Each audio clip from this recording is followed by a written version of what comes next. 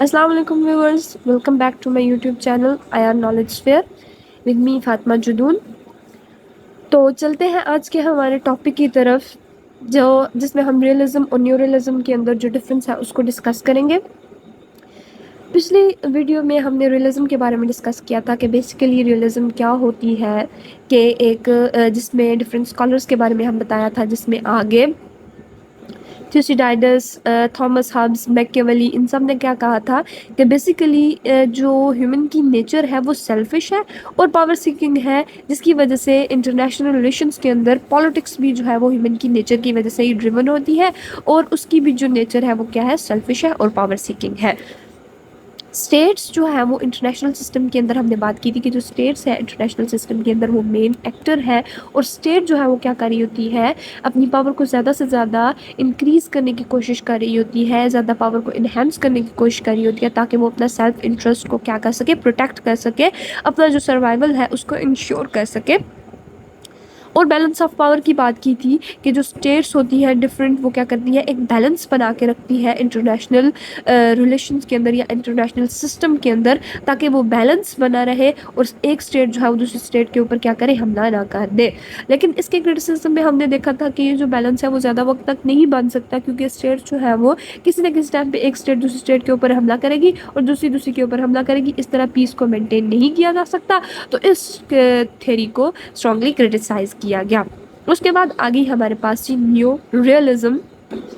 जो क्या कह रही होती है, फोकस कर रही होती है स्ट्रक्चर ऑफ इंटरनेशनल सिस्टम के, इंटरनेशनल सिस्टम का स्ट्रक्चर क्या है उसके ऊपर ये बेसिकली फोकस कर रही होती है, और स्टेट का बिहेवियर जो है वो मोस्ट इम्पॉर्टेंट है यहाँ पर। जो रियलिज्म थी वो फोकस कर रही होती है किसके ऊपर, ह्यूमन के ऊपर, कि ह्यूमन की जो नेचर है वो क्या है, पावर सीकिंग है, सेल्फिश है, सेल्फ इंटरेस्ट जो है वो हासिल करने के लिए ये जो है वो अपनी पावर को ज़्यादा से ज़्यादा इंक्रीज़ कर रहा होता है। जबकि न्यूरलिज्म क्या कहती है, न्यूरलिस्ट्स क्या कहते हैं कि जो इंटरनेशनल सिस्टम है बेसिकली उसके ऊपर ये फोकस कर रहे होते हैं, इंडिविजुअल के ऊपर फोकस नहीं कर रहे होते, ह्यूमंस के ऊपर फोकस नहीं कर रहे होते। उसके अलावा ये क्या कहते हैं कि जो इंटरनेशनल सिस्टम है वो क्या है, इंटरनेशनल स्ट्रक्चर जो है वो एनार्किक है। एनार्किक स्ट्रक्चर मतलब जहाँ पर कोई भी पावर नहीं है, इंतशार ही इंतशार है, कोई भी स्टेट्स के ऊपर कोई भी एक सुपीरियर पावर नहीं है। तो ये जो इंटरनेशनल स्ट्रक्चर है, एनार्किक स्ट्रक्चर, ये मजबूर कर रहा होता है स्टेट्स को कि वो एक अपना सेल्फ इंटरेस्टेड वे के अंदर वो एक्ट करे,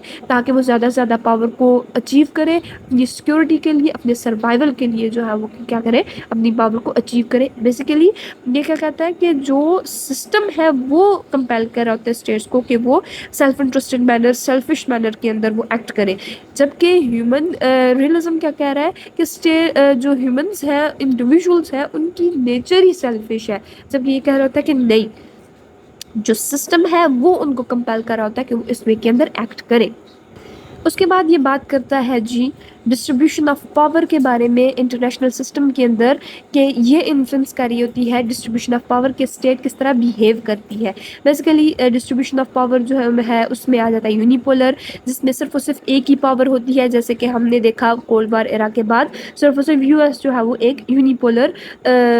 वर्ल्ड ऑर्डर लेकर आया, यानी सिर्फ और सिर्फ वहाँ पर वही पावर थी। उसके अलावा बाइपोलर वर्ल्ड ऑर्डर होती है जिसमें दो पावर्स होती है, जैसे हमने कोल्ड वार एरा में देखा यूएस और यूएसएसआर का, कि ये सिर्फ और सिर्फ दो ही पावर्स थी जो कि वर्ल्ड के ऊपर रूल कर रही थी। उसके बाद मल्टीपोलर वर्ल्ड ऑर्डर आ जाता है, जैसे हमने देखा जी फर्स्ट वर्ल्ड वॉर से पहले डिफरेंट पावर्स थी, इमर्जिंग पावर्स थी जो कि वर्ल्ड को रूल कर रही थी, और आजकल भी जो है वो हम देख रहे हैं कि किस तरह जो हमारा इंटरनेशनल सिस्टम है या वर्ल्ड ऑर्डर है वो यूनिपोलर से शिफ्ट होकर मल्टीपोलर की तरफ जा रहा है by the emerging of regional powers like China and India. तो ये क्या कहता है कि ये जो पावर का डिस्ट्रीब्यूशन है ये बेसिकली क्या कर रहा होता है, इन्फ्लुएंस कर रहा होता है स्टेट के बिहेवियर को, कि स्टेट आया किस तरह बिहेव करे, कॉपरेशन करे या फिर वो क्या करे जी, अपना सेल्फ इंटरेस्ट को लेकर आगे चले।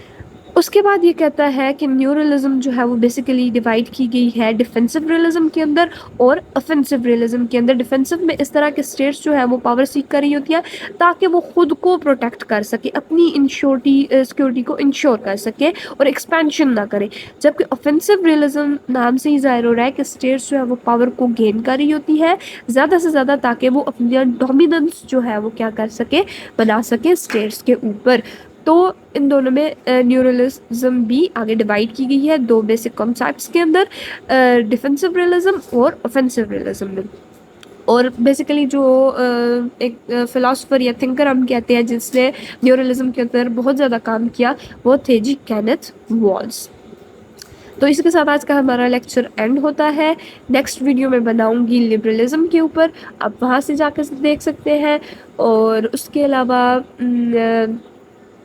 मेरे चैनल को आप सब्सक्राइब कर लें, वीडियोस को लाइक कर लें और बेल आइकन को दबाएं ताकि मेरी सारी वीडियोस आपके पास आसानी से आ सके। तो मिलते हैं अपने अगली वीडियो में, तब तक के लिए अल्लाह हाफिज़।